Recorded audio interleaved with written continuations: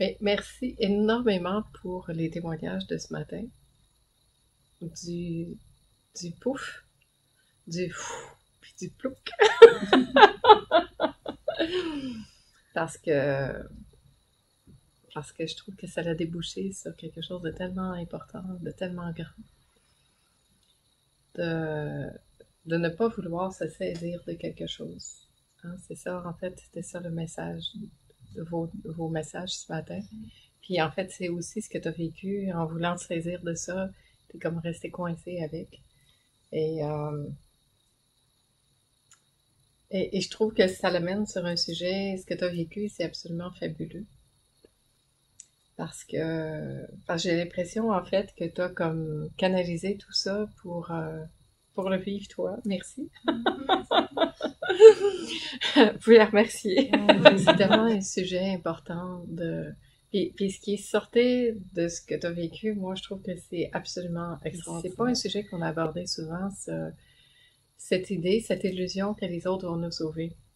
Moi, je trouve que c'est absolument délicieux, ça. C'est que tu aies touché à ça, que tu aies pu voir que dans ce désespoir de ce que tu vis, dans... Parce qu'on est parti, quoi? On est parti... L'idée première, c'était pas juste la mélancolie, c'était... C'était tristesse et mélancolie. ouais, puis l'inquiétude. L'inquiétude. Alors, de cette inquiétude, ça rebondit sur ton inquiétude qui t'a amené à de la colère, à plusieurs émotions, puis pour arriver à... Il y a quelque chose en toi qui attendait qu'il y ait quelque chose qui se passe. Ça ressemble-tu à ça? Ouais, oui. Et puis, ce que j'ai vu aussi à un moment donné, c'était que tout ce qui se passait dans ma tête pour ressaisir des objets, pour reposer sur des objets mentaux aussi, enfin des concepts, des choses. Oui, c'est ça. Ouais. Ça recrée, c'était ça, ça recrée, ça recrée le cercle en fait. Ça crée l'objet de la souffrance. Ouais, c'est ça. L'objet de la souffrance, c'est la recherche. Il était alimenté, ça s'auto-alimente. Ouais, ça s'auto-alimente parce qu'il y a cette recherche qu'il y a quelque chose qui va arriver de l'extérieur. Ouais. C'est quelque chose de tellement, mais tellement important. Toute cette attente, parce que, tu sais, l'invitation, c'est toujours d'être sans attente. Toute cette attente qu'on finit par avoir du sauveur qui va arriver et qui va, tadam, nous sortir de la situation dans laquelle on est. Mais à chaque fois qu'on fait ça, c'est comme si on projetait à l'extérieur l'attente ou l'idée que ce qui va nous sortir de là vient pas d'ici, mais vient de quelqu'un d'autre, d'une situation ou de je ne sais quoi. Et ça, c'est vraiment une grosse illusion, c'est vraiment un gros morceau. Parce que quand je peux voir, quand je peux être vraiment disponible ici maintenant, cette seule réalité qui soit, parce que c'est ici que ça se passe, je vois bien que tout se passe ici, tout est disponible ici maintenant. Ça se passe pas là. Et quand j'arrive à voir ça, à voir cette illusion en moi qui crée cette attente que ça va arriver là, c'est énorme ce qui est vu. Parce que tout peut lâcher. Tout peut lâcher, puis tout peut vraiment respirer. C'est ce que tu as fait d'ailleurs après. Tout peut vraiment respirer, prendre sa place. Parce que il a été vu que c'est à partir d'ici que ça pouvait se poser. Et quelque part, de savoir qu'il n'y a plus à attendre ça, ça fait OK, je peux revenir à la maison, je peux me poser. Puis plus que ça, je peux voir qu'en fait,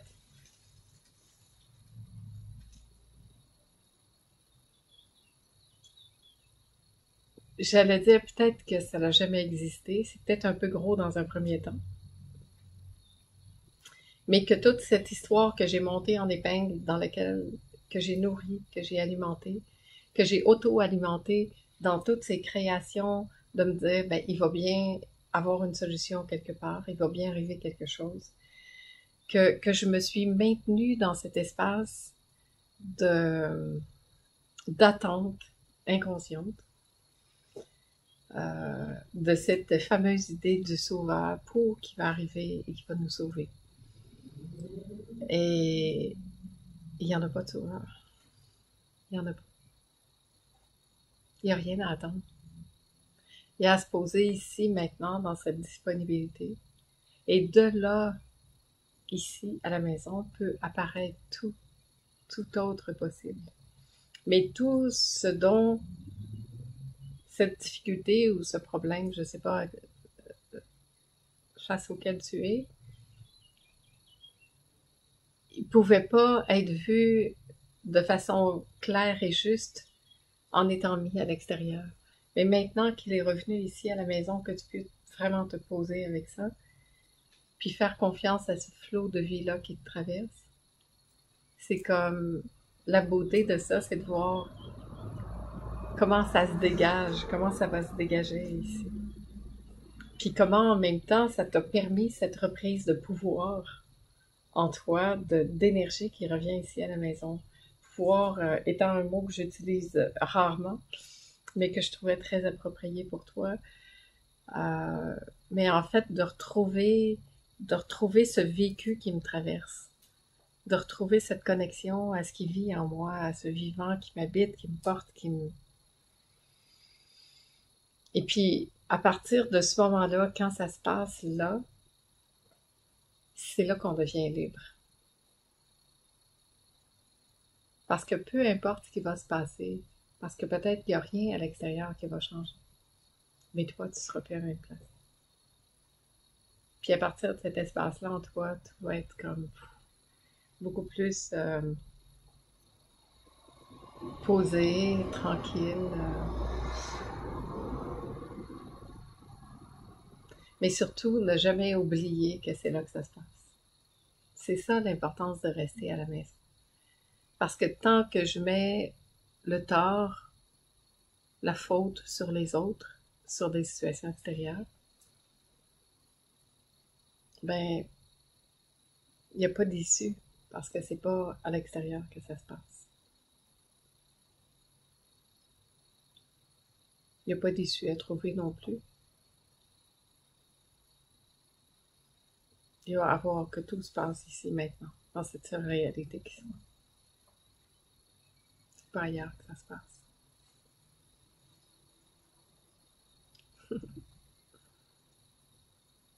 Avez-vous envie de rebondir là-dessus? Avez-vous des questions pour avoir Est-ce que quand tu parles d'extérieur, est-ce que une douleur physique, c'est déjà mettre à l'extérieur ou c'est autre chose?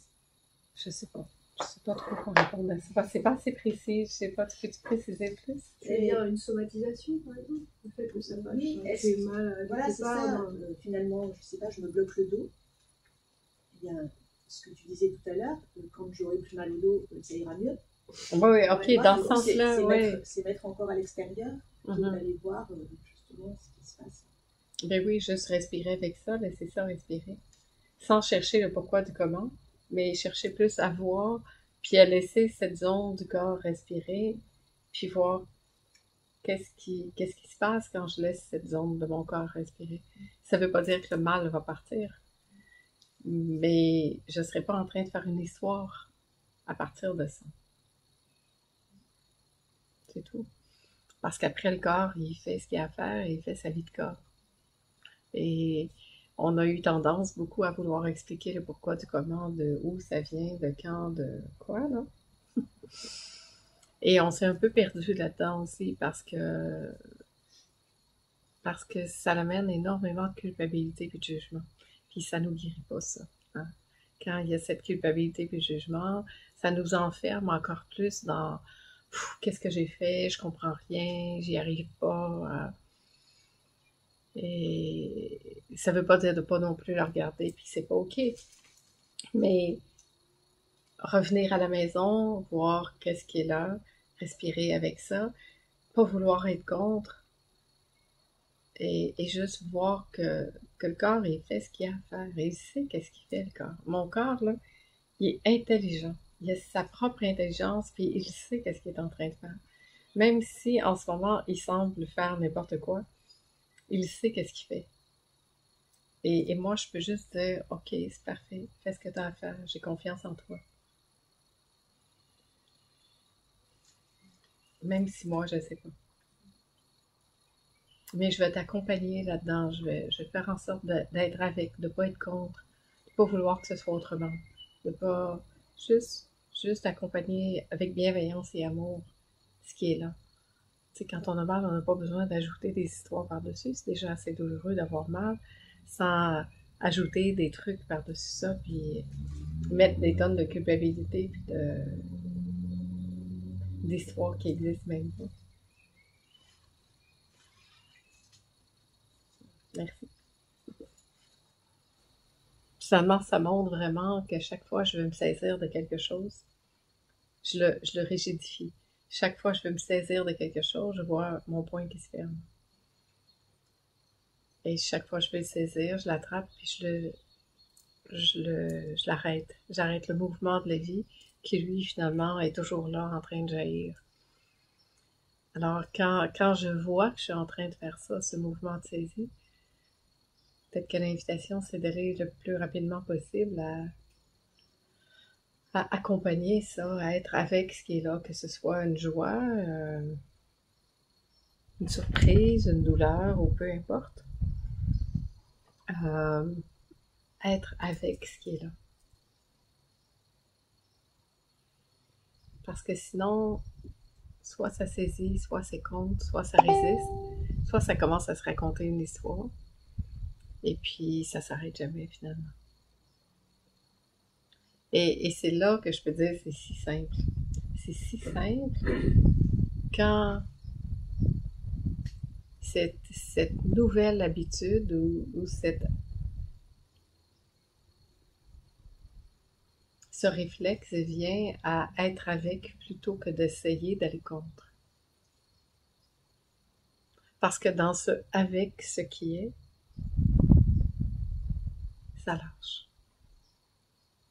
Dans aller contre ce qui est, ça résiste très fort. Puis c'est là que ça se tend. Des fois, c'est super subtil parce qu'on le voit pas. Hein? On se raconte très bien des histoires à nous-mêmes. On voit pas nos affaires, ou quand on les voit, on dit non, non, non. Non, non, tout va bien, tout va bien. Et donc, ça demande une bonne dose aussi d'honnêteté, de pouvoir vraiment voir de façon honnête, de façon juste, et pas vouloir fuir ce qui nous convient pas. Parce que c'est souvent là qu'on a le plus grand blocage, c'est que généralement la joie, on n'a pas de difficulté à l'accueillir. Et quand arrivent des choses plus difficiles qui nous amènent à nous contracter, justement, ben c'est encore plus important d'aller avec. De rester dans ce avec ce qui est là. Puis de laisser ça être là, sachant que plus je vais rester avec ça, plus je vais dire oui, plus la lutte va lâcher, plus ça va s'ouvrir.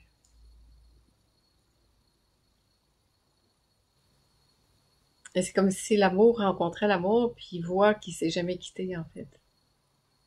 Ça s'est jamais quitté, même dans les périodes où je pensais que c'était plus là.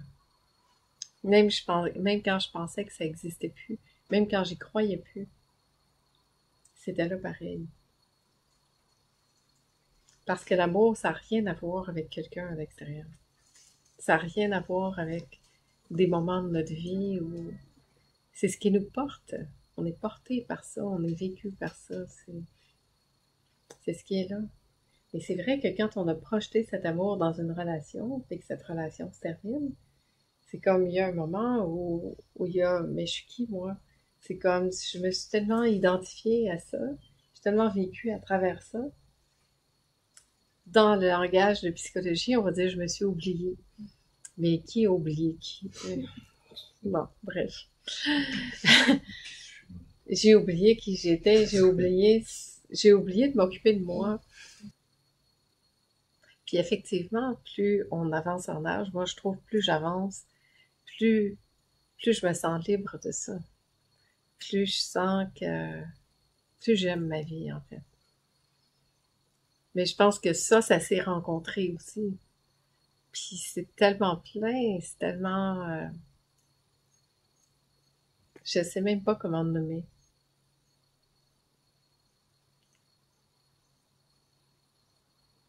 Mais c'est vrai que toutes les attentes tombent. Tout ce qu'on pensait avoir été important dans notre vie tombe.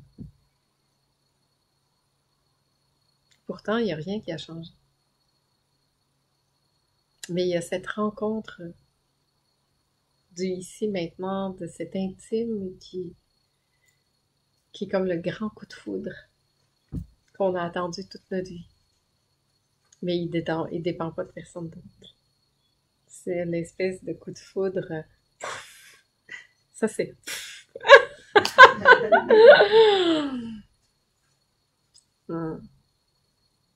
Et ça, c'est tellement bon. C'est